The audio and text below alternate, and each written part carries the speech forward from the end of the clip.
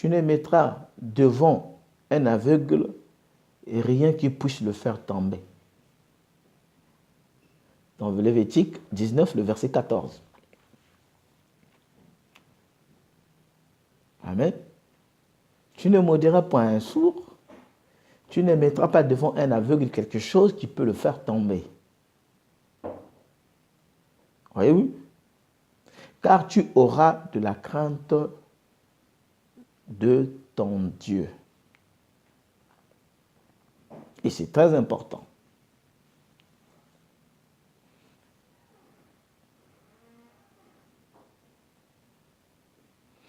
Dans Ésaïe, je vais essayer de vous lire un peu quelques versets qui parlent de l'aveuglement. Parce que après, quand je vais rentrer, je n'aurai plus le temps de vous lire ça. Il dit qui est aveugle, sinon mon serviteur. Ça, c'est dans Ésaïe 42, le verset 19. Qui est aveugle, sinon mon serviteur, sourd comme mon messager que j'envoie, qui est aveugle comme l'ami de Dieu, l'aveugle comme le serviteur de l'Éternel. J'essaie de vous lire quelques versets.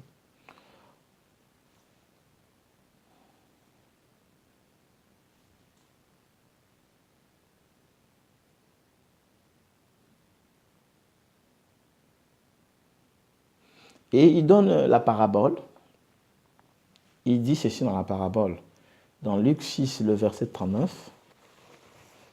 Il leur dit aussi cette parabole. Un aveugle peut-il conduire un aveugle? Ne tomberont-ils pas tous les deux dans une fosse? Un aveugle peut-il conduire un aveugle? Ne tomberont-ils pas les deux dans une fosse? Donc un aveugle ne peut pas conduire un aveugle. Et ne voyez pas seulement dans l'état physique, je veux dire, mais voyez ça dans un état spirituel. Un pasteur, un homme de Dieu, qui ne comprend pas la parole de Dieu, mais qui a compris quelques versets bibliques, alors qu'il fait une église, bien qu'il devienne pasteur, mais c'est un aveugle. Voyez-vous? Bien qu'il est devenu pasteur, bien qu'il tient sa Bible, mais c'est un aveugle. Parce que lui voit physiquement, mais spirituel, il ne voit pas.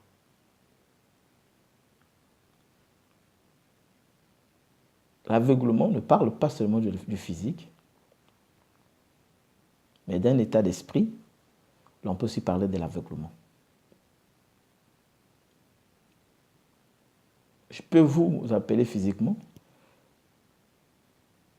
vous montrer quelque chose au loin, que moi je vois, que je vous montre comme ça, je vous dis, regardez de tel côté, tu vois le truc qui est là-bas. Tu peux fixer l'endroit pendant longtemps et ne pas aussi voir ce que je suis en train de voir. C'est parce que regarder, ça ne veut pas dire voir. On peut regarder dans la même direction, nous deux, mais on ne voit pas la même chose. Je regarde dans cette direction au nord, toi aussi tu regardes au nord. Mais ce que moi je vois, toi tu ne le vois pas. Donc tu peux regarder et sans voir. Et beaucoup regardent la Bible sans voir. Et la Bible dit si un aveugle conduit un aveugle, parce qu'un pasteur qui regarde mais qui ne voit pas l'accomplissement des Écritures, qui ne voit pas l'accomplissement de la parole, c'est un aveugle. Alors, lui peut être excité à commencer une église.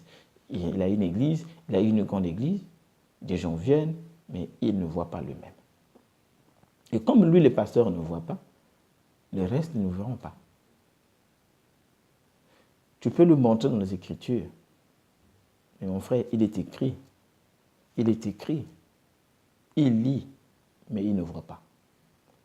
C'est pour cela, j'ai intitulé ce message le pouvoir de la compréhension.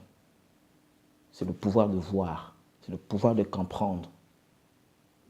On peut être aveugle physiquement, mais comprendre, avoir une compréhension, avoir une bonne compréhension.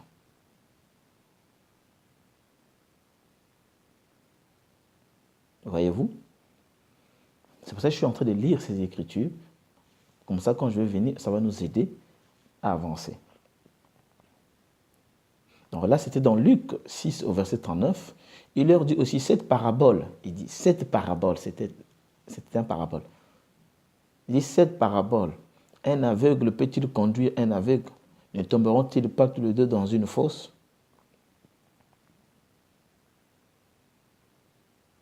Vous voyez? Je vais lire dans Jean 4.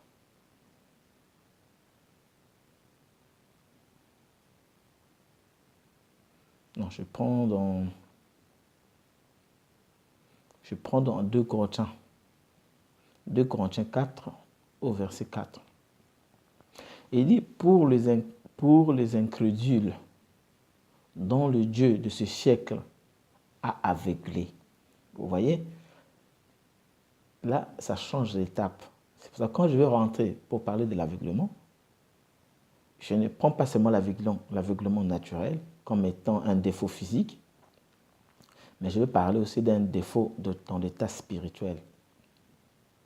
Vous voyez? Parce que j'ai dit que la nature, Dieu nous a doté dans la nature les 5 sens. Et les 5 sens travaillent en collaboration avec les 5 sens spirituels. Vous voyez? Il y a les 5 sens dans le physique et il y a les 5 sens dans le spirituel. Donc, les 5 sens naturels travaillent avec les 5 sens spirituels. C'est pour cela qu'il est dit ici, pour les incrédules, l'incrédulité, c'est déjà un état d'esprit. Être incrédule vous introduit dans l'aveuglement. Pourquoi il vous introduit dans l'aveuglement? Parce que vous ne voulez pas comprendre, mais vous voulez déjà douter. Vous voyez, il y a des gens qui sont comme ça. Vous l'expliquez quelque chose, il ne veut pas vous laisser finir pour comprendre, mais il veut déjà vous contrecarrer, il veut déjà s'opposer à ce que vous êtes en train de dire, que vous n'avez même pas encore fini d'exprimer. Mais lui, au lieu de vous laisser le temps de vous entendre et de comprendre ce que vous êtes en train de dire, lui, comme il est dans un état incrédule ou dans un état d'aveuglement, il ne vous laisse pas le temps qu'il puisse vous comprendre. Vous voyez, c'est pour cela dans Corinthiens 2, ici, il est dit, dans Corinthiens 2, verset 4, pour les incrédules, voyez-vous, pour les incrédules, un incrédule, c'est quelqu'un qui ne croit pas les choses facilement. Donc c'est déjà une pierre dans son cœur. Et comme elle a déjà cette pierre ou cette incrédulité, l'ingrédulité l'empêche d'accepter et de croire les choses de Dieu facilement. Vous voyez? C'est pour cela que la Bible dit ceci, pour les incrédules dont le Dieu de ce siècle a aveuglé. Donc les incrédules, Dieu les envoie un esprit d'égarement, Dieu les envoie un esprit d'aveuglement pour qu'ils ne voient pas de leurs yeux, de peur qu'ils ne se convertissent et qu'ils soient sauvés. Vous voyez? Parce que la vue a une grande capacité et une grande importance dans le salut d'une personne aussi. Il dit, pour les incrédules dont le Dieu de ce siècle a aveuglé l'intelligence, afin qu'ils ne visent pas briller la splendeur de l'évangile de la gloire de Christ, qui est l'image de Dieu. Voyez-vous? Remarquez. Je vais ajouter cette écriture dans Jean 12, le verset 40. Il est dit ceci. Il a aveuglé leurs yeux. Qui les a aveuglés?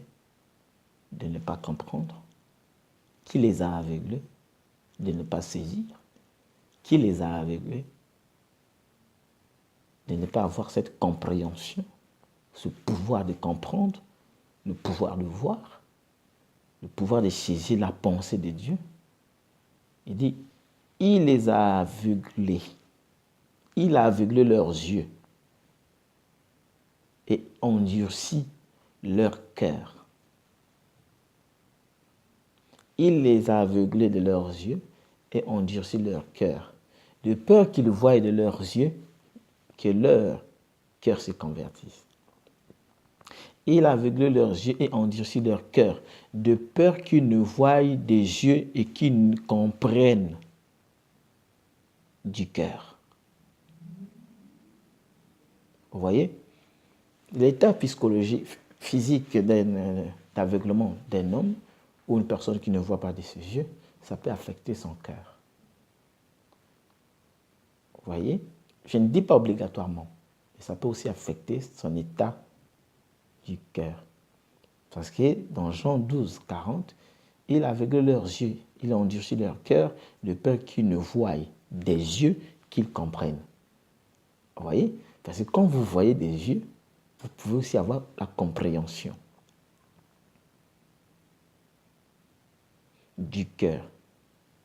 Et qu'ils ne se convertissent et que je les guérisse.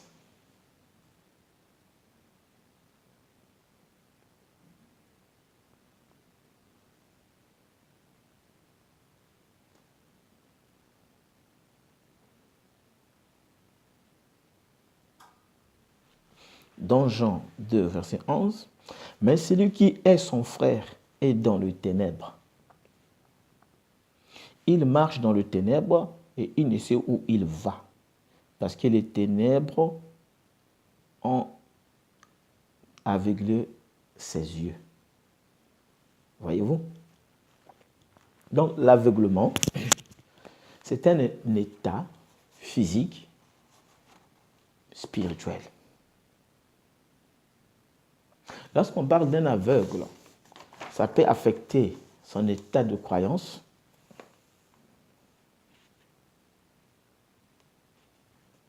mais je préférerais être aveugle physiquement que d'être un aveugle spirituellement.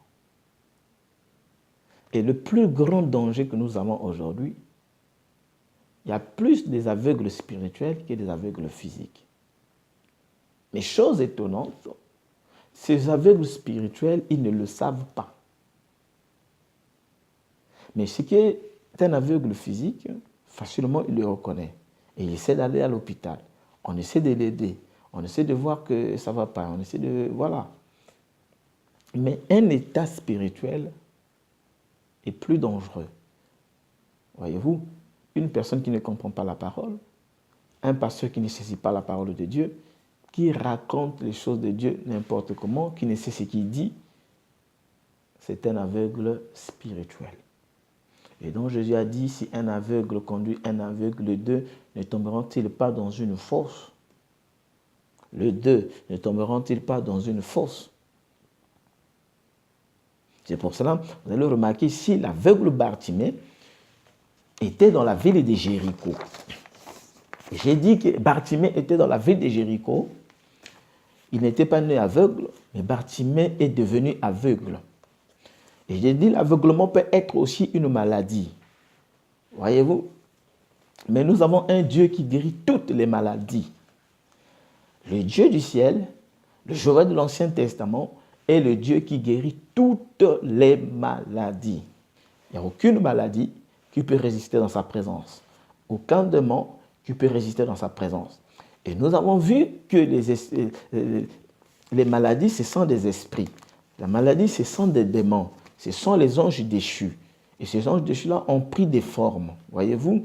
Et ces formes-là, qu'on appelle maladies, ce sont des démons. Et ces démons, et la science a essayé de leur donner des noms, voyez-vous. C'est pour cela que ce démon est appelé l'aveuglement. Or, l'aveuglement, c'est un état où l'homme ne peut voir. Voyez-vous, il peut entendre, il peut réfléchir, il peut rêver, mais il ne peut pas voir. Est-ce que quelqu'un peut me donner un amen? Donc, il peut entendre, il peut réfléchir, il peut rêver. mais il ne peut pas voir. C'est pour ça que je suis en train de dire, l'état physique et l'état spirituel, je préfère un état spirituel, je préfère l'état physique qu'à l'état spirituel. Voyez-vous, mais quand vous l'êtes dans l'état spirituel et les croyants qui sont autour de vous ne savent pas que le pasteur est dans l'amnésie, ou le pasteur ou l'homme de Dieu vit dans ce qu'on appelle l'amnésie. Alors vous êtes un aveugle spirituel et ceux qui viennent autour de vous, vous les enseignez des choses qu'ils ne comprennent pas eux-mêmes. Alors c'est là où la Bible dit que les aveugles conduisant des aveugles et ils tomberont dans une fosse. Et quand Dieu parle de la fosse, c'est l'enfer, voyez-vous. Voyez-vous, donc l'état d'un homme, vous devez d'abord voir l'état spirituel parce que le naturel est le type du spirituel. Voyez-vous, donc l'état spirituel est très important d'une personne, de comprendre et de saisir la réalité des promesses de Dieu. Voyez-vous, alors si vous ne voyez pas les promesses de Dieu, c'est un danger. C'est la même chose qui est arrivée à Israël, aux pharisiens. Voyez-vous, les choses ont été promises. Au lieu de voir les écritures qu'ils avaient été promis, ils regardaient à l'homme. Et ça aveuglait leur état spirituel, mais ils pensaient se confier à l'état physique. Voyez-vous, or que leur vrai état n'était pas physique, mais l'état spirituel. Voyez-vous, donc le grand problème qu'ils ont eu, ce n'était pas avec l'aveuglement physique, mais c'était l'aveuglement spirituel. C'est pour ça que la Bible nous parle de Jéricho. Et nous dit que dans Jéricho, il y avait ce monsieur, le monsieur qui était devenu aveugle, qu'on appelait Bartimée. Donc son père s'appelait Timée et qu'il habitait à Jéricho.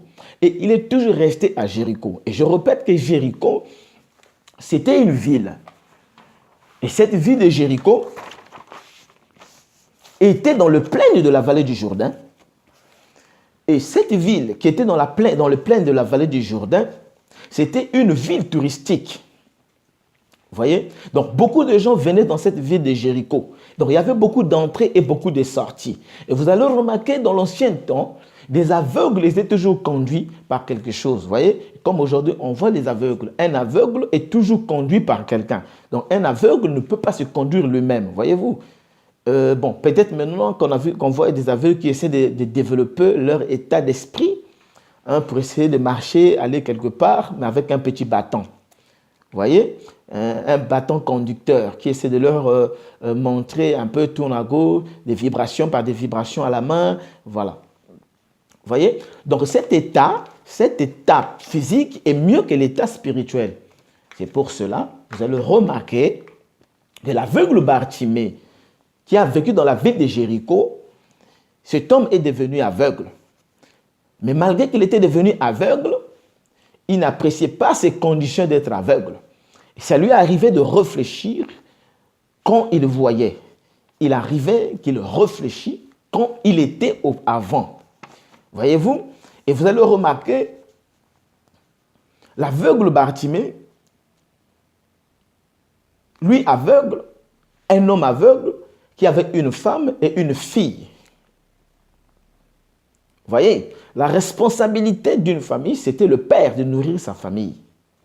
Donc Bartimée, malgré qu'il était aveugle, malgré qu'il était dépourvu de sens physique du corps, d'un sens, parce que j'ai dit que dans le corps, il y a 5 sens. Les sens du corps, il y a ce qu'on appelle la porte de la vue. Et cette porte de la vue vous apporte beaucoup de choses et communique avec votre cerveau, communique avec les sens spirituels, les sens spirituels dans votre conscience, votre mémoire, votre imagination, tous ces 5 sens de l'esprit. Je dis qu'on a la porte de lui, c'est une porte. Et quand vous êtes frappé de cette porte-là, je peux prêcher la parole, je peux prêcher les bonnes choses, je peux dire des bonnes choses, mais comme vous n'avez pas cette faculté d'entendre, ça peut vous empêcher d'hériter la vie éternelle. Vous voyez? Parce qu'il faut entendre la parole de Dieu. Vous voyez? Il faut entendre la parole de Dieu.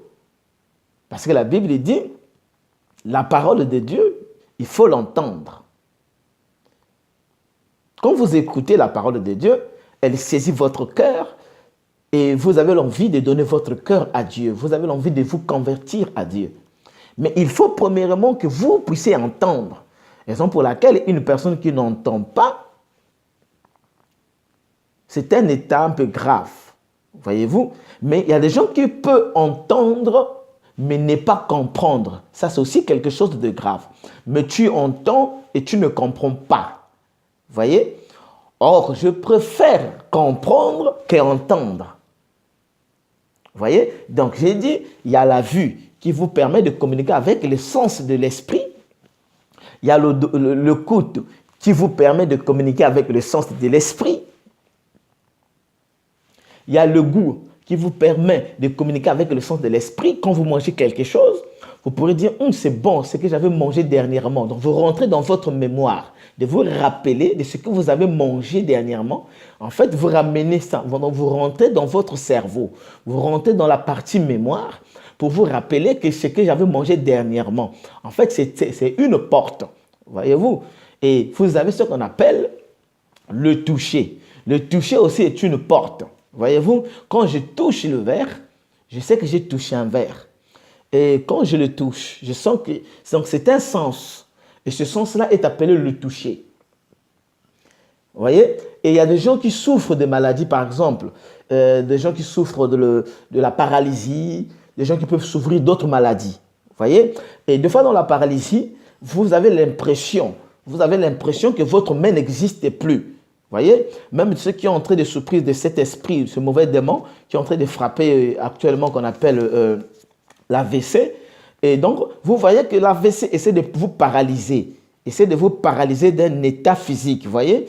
Alors, quand vous êtes paralysé de cette partie-là, en fait, vous avez l'impression que vous êtes divisé. En fait, c'est comme si cette partie n'existe pas. C'est comme si vous avez perdu quelque chose qui est maintenant inactif. Voyez-vous? Donc, vous avez perdu un sens du corps. Donc, le corps peut perdre un sens. Donc, le corps est aussi une porte. Vous voyez? Quand vous touchez, vous sentez. Vous voyez? Il y en a quand ils touchent, ils sont des sensations. Voyez-vous? Vous comprenez le mystère? Quand vous touchez, vous êtes avec, voilà, je vais dire un mystère. Vous êtes avec celle qui vous a été destinée par Dieu. Et quand vous la touchez de votre main, vous sentez les vibrations, vous sentez quelque chose physiquement. Voyez? Donc, le toucher est un sens. Et faites très attention avec ces sens-là, parce que ces sens-là peuvent vous éloigner de la présence de Dieu. Et il y en a, je me rappelle bien, frères bien-aimés, qui sont entrés, par exemple, dans le bus, serrés avec une belle femme, le feu de se coincer avec cette femme-là. Et vous arrivez peut-être à dépasser des arrêts. Voyez-vous, c'est un sens qu'on appelle le sens du toucher. C'est pour cela que la Bible dit qu'il est interdit à un homme de toucher les femmes. Voyez, car c'est de l'impudicité. Donc, le sens du toucher est très dangereux. C'est un sens qui introduit facilement les gens dans le péché. Parce qu'il y en a qui sont sensibles dans le toucher. Et le toucher c'est un sens sensible. Voyez? Donc, nous avons 5 sens. Nous avons 5 sens du corps. Et dans les 5 sens du corps, on a ce qu'on appelle le toucher. Quand on touche, tu sens que je suis en train de toucher. Là, je porte une chemise. Quand je touche la chemise, je sais que je suis en train de toucher quelque chose. Quand je touche la barbe, je sais que je suis en train de toucher quelque chose. En fait, le toucher est un sens, voyez-vous. Et ce sens du toucher peut vous introduire facilement dans le péché.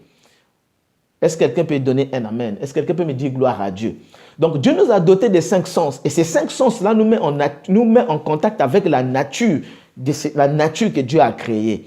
Quand je touche, je le sens. Quand on me touche, je le sens. Et je peux me cogner et je sens mal. J'ai mal au pied. J'ai mal parce que je me suis cogné. En fait, quand vous sentez mal, là où vous vous êtes cogné, parce qu'il y a un sens. Et dans ce sens-là, vous avez fait mal au sens. Voyez? Donc, vous sentez qu'il y a quelque chose. Donc, les 5 sens du corps. Vous voyez? Et dans le sens de lui peut aussi nous amener à pécher. Voyez-vous? Par exemple, quelqu'un quitte là-bas, il ne vient que vous raconter des choses sales. Voyez-vous? Il ne vient que vous raconter des choses qui n'édifient pas votre âme. Voyez? Vous ouvrez la porte, vous lui donnez cette porte de lui, de l'écouter. Et quand vous écoutez, elle peut suivre votre âme. Vous voyez? C'est juste l'écoute. Mais cette transition, donc ce que vous avez écouté transite jusqu'en dans votre âme. Vous voyez? Donc, ce sont des portes. C'est pour ça que je dis les 5 sens du corps travaille avec les 5 sens d'esprit. Et dans les 5 sens d'esprit, dans l'âme, il n'y a que 2 sens. Et c'est le sens de l'âme. Quand vous faites ce qui est mal, ça traverse dans votre... Quand vous faites ce qui est mal, par exemple, dans le toucher, le cerveau capte. Quand le cerveau capte, si c'est mal, il le transmet dans votre âme. Dans votre âme, parce que l'âme se trouve dans le cœur, voyez-vous. L'âme se trouve dans le cœur. Et dans le cœur, il y a une partie qui n'est jamais bénie avec le sang. C'est là où se trouve l'âme. Donc, c'est la résidence du trône. C'est là où se trouve la nature de Dieu. Donc, la nature de Dieu est dans le cœur, mais dans l'âme. Vous voyez? La nature de Dieu est dans le cœur. La nature de Dieu est dans l'âme. Et l'âme est dans le cœur. Vous voyez? Donc, l'organe de l'âme, le sens de l'âme, se trouve dans le cœur. Et dans le cœur, c'est là où se trouve l'âme. Et la partie qu'on appelle l'âme, c'est une partie dont le sang ne circule pas. Donc, c'est une partie vide. C'est là où se trouve la nature de Dieu. Et la soif de Dieu. La soif de tout ce que vous avez fait pour le Seigneur. C'est cette soif-là. Et j'ai dit que l'âme n'a que 2 sens. Et les 2 sens de l'âme, soit c'est accepter, soit c'est le refus. Vous voyez, c'est un sens. C'est un sens, mais qui peut être accepté, qui peut être refusé. Vous voyez? Et j'ai dit que les 5 sens du corps agissent avec les 5 sens de l'esprit. La mémoire, l'imagination, les réflexions, les affections. Voyez-vous? Donc ces sens-là communiquent avec votre sens spirituel. C'est pour ça que la Bible dit, car la nature elle-même ne vous enseigne-t-elle pas, voyez? Car le naturel est le type du spirituel. Donc tout ce qui est dans le tout ce que vous voyez dans le naturel existe dans le spirituel. Et le monde visible est créé par le monde invisible. Voyez? Car les choses que nous voyons aujourd'hui ont existé dans un monde invisible avant qu'il y ait le visible. Voyez? Même la création de l'homme a commencé dans l'invisible jusqu'au visible. Donc Dieu crée déjà d'abord l'état de l'esprit et il fait l'état physique, l'état matériel. Vous voyez? Donc les 5 sens de l'esprit travaillent avec les 5 sens du corps. Les 5 sens du corps. Et les 5 sens du corps travaillent avec les 5 sens de l'esprit. Et après, il y a la transmission dans l'âme. Alors, si c'est dans le négatif, le doute en prend le dessus. Vous voyez? Si c'est dans le positif, la foi augmente. Car la Bible dit, car la foi vient de ce qu'on entend. Voyez-vous, la foi vient de ce qu'on entend et de ce qu'on entend qui vient de la parole de Christ. Ce qui augmente la foi, qui donne la force à la foi, ce n'est que la parole de Dieu. Voyez-vous, si ce n'est pas la parole de Dieu, vous ne pourrez pas avoir la foi de Dieu. Voyez, je parle de la foi en tant que substance qui réside dans le corps de l'homme.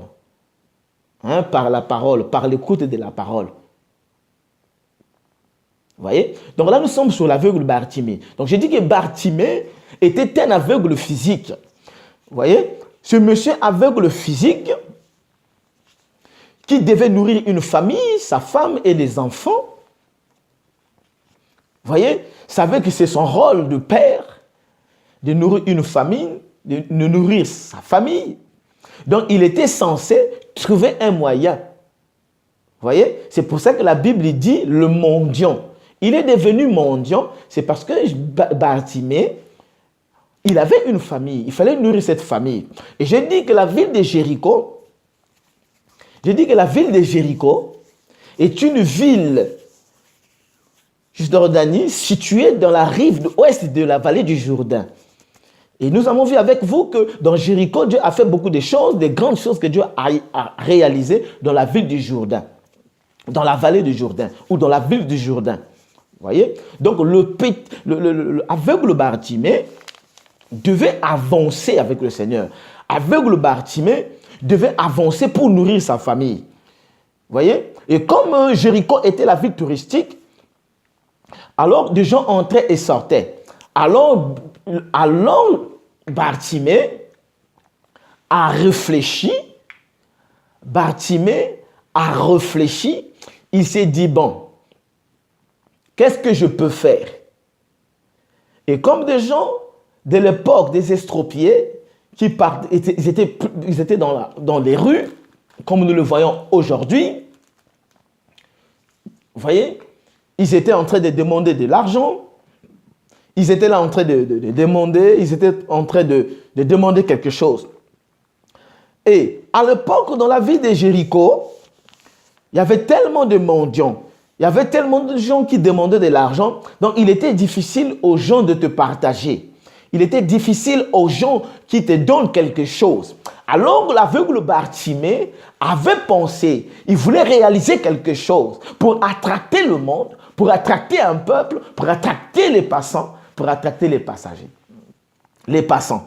Alors qu'il avait pris ce qu'on appelle les deux tourterelles. Il a pris les deux tourterelles pour l'aider dans le but d'attracter l'attention de la vue de gens. Voyez-vous? Donc, quand des gens devaient regarder les deux tourterelles, un aveugle, avec deux tourterelles, et il fait des jeux, il fait des grimaces avec des tourterelles. Cela devait attirer l'attention et attracter des gens envers lui. Et des gens qui venaient suivre ce spectacle-là, ils étaient obligés de lui laisser quelque chose. Est-ce que quelqu'un peut me donner un amen? Je dis que mon frère, Dieu ne t'abandonnera jamais. Même dans le temps de la détresse, même dans le temps de la maladie, même au moment des difficultés, où tu es dépourvu, où tu n'as plus d'espoir, laisse-moi te dire, Dieu est là avec toi. Laisse-moi te dire que Christ ne t'abandonnera jamais. Le Dieu qui s'est révélé à Bartimée, le Dieu qui s'est révélé dans la vie des gens, le même Dieu va se révéler à toi. Le même Dieu va te faire connaître son nom. Le même Dieu va révéler sa nature dans ta vie. Le même Dieu va devenir un Dieu réel dans ta vie. Même si les choses ne marchaient pas, dis tout va bien. Dieu agira. Au moment opportun, au moment où Dieu viendra agir, aucune personne n'ouvrira sa bouche. Même ceux qui te critiquent aujourd'hui, même ceux qui ne t'aiment pas aujourd'hui, ils vont t'observer de loin. Ils vont dire, oh, Dieu l'a béni. Oh, Dieu l'a élevé. La Bible dit ceci, Dieu élève qui il veut, il rabaisse qui il veut, car il fait miséricorde aux humbles, il résiste aux orgueilleux. Amen. La Bible dit, Dieu fait miséricorde aux humbles et il résiste aux orgueilleux. Voyez? Et Dieu élève qui il veut, Dieu rabaisse qui il veut. Et quand le temps de Dieu viendra pour t'élever, tes ennemis vont s'asseoir, tes ennemis vont se taire. Raison pour laquelle, mon frère, ne prie pas pour que tes ennemis meurent.